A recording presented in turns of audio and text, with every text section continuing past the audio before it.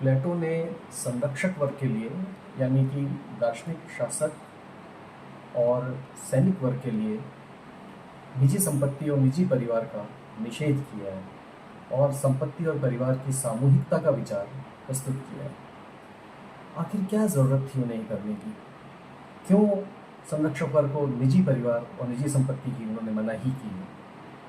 दरअसल वो ये सोचते थे कि ये दो तत्व ऐसे हैं जो निरपेक्ष सद्गुण वाले, निरपेक्ष ज्ञानी जो हमारा दार्शनिक शासक है उसे भी पथभ्रष्ट कर सकते हैं। जैसा कि कबीर ने भी कहा कि कंचन और कामिनी ये दोनों साधना के मार्ग में बाधक है। हमें जोड़ना पड़ेगा कि कामिनी ही नहीं, कामदेवता भी।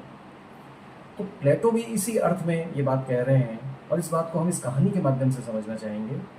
एक संत थे, साधना में तल्लीन रहते थे, कुछ उनकी न्यूनतम आवश्यकता है, कुछ उनको चाहिए नहीं, गांव वाले ही उनके लिए कुछ खाने पीने का बंदोबस्त कर दिया करते थे।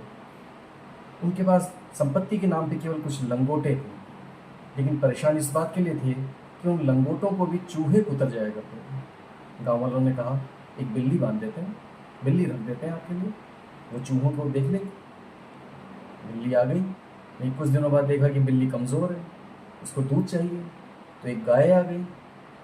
गाय का दूध कौन निकाले? उसके लिए एक स्त्री आ गई। स्त्री से विवाह हो गया, बच्चे हो गए, कई वर्ष बीत गए। तब उस संत को याद आया कि मैं कहाँ से चला था, कहाँ पहुँच गया। तो प्लेटो का दार्शनिक शासक भी पथभ्रष्ट हो सकता है और उसके पथभ्रष्ट होते ही पूरा राज्य अपने मार्ग से च्युत हो जाएगा, क्योंकि जहाज का कप्तान यदि अंधा हो तो इस जहाज का टूटना, चट्टानों से टकरा के उसका ध्वस्त हो जाना तय है।